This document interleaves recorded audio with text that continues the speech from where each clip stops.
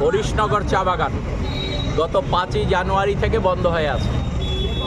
এ সম্পর্কে আমাদের রাজ্যে যে একটা সরকার আছে, এ শ্রমিকরা 5ই জানুয়ারি থেকে তো মজুরি পাচ্ছেনই না, উপরন্তু 17 তারিখ পর্যন্ত ডিসেম্বরের তারা মজুরি পেয়েছিলেন, 18 তারিখ থেকে 1 মাস ধরে কোনো মজুরি পাচ্ছেন না। মালিক পক্ষ সমস্ত অফিস তাদের বন্ধ করে চলে গেছে দূরে। এই সম্পর্কে আমরা দেখেছি আগে এ ধরনের কোনো ঘটনা ঘটলে পর রাজ্য সরকারের পক্ষ থেকে শ্রমিকদের পাশে দাঁড়ানো হতো। কারণ এই শ্রমিকরা একদিন যদি মজুরি না পায়, সপ্তাহে তাদের মজুরি দেওয়ার যে ব্যবস্থা ত্রিপুরা রাজ্যে আছে, এই মজুরি না পেলে পর তাদের পক্ষে খাওয়া দাওয়া করা সম্ভব হয় না। এই অবস্থায় বিভিন্ন সময়ে মালিকরা উল্টোপাল্টা কাজ কখনো কখনো করেছে, আগেও আমরা দেখেছি।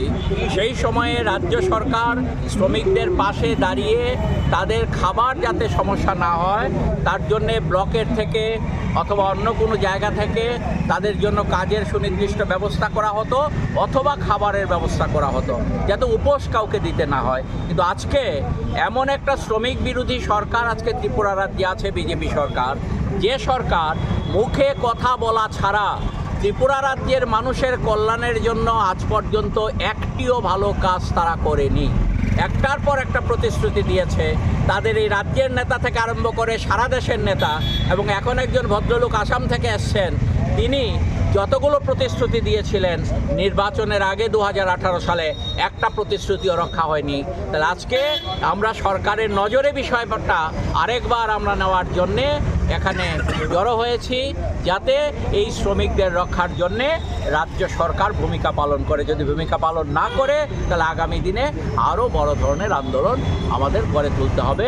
এই CI2 এবং টি ওয়ার্কার্স ইউনিয়নের পক্ষ থেকে, CI2-র অন্তর্ভুক্ত এই একটা ইউনিয়ন, আমরা আজকে এই কর্মসূচি শ্রম দপ্তরের সামনে পালন করি। আপনার কি মনে হচ্ছে যে তারা ভূমিকা পালন করবে? আমরা দাবি জানাবো, এখন দেখা যাক। অমানবিক দৃষ্টিভঙ্গি নিয়েই চলে সরকার, তারপরও তার মানবিকতার ছোঁয়া খানিকটা যদি তাদের থাকে তাহলে হয়তো শ্রমিকের পাশে দাঁড়াতে পারে। কতটুকু কী করবে জানি না, কিন্তু আমাদের কথা তো আমাদের বলতে হবে, আমাদের লড়াই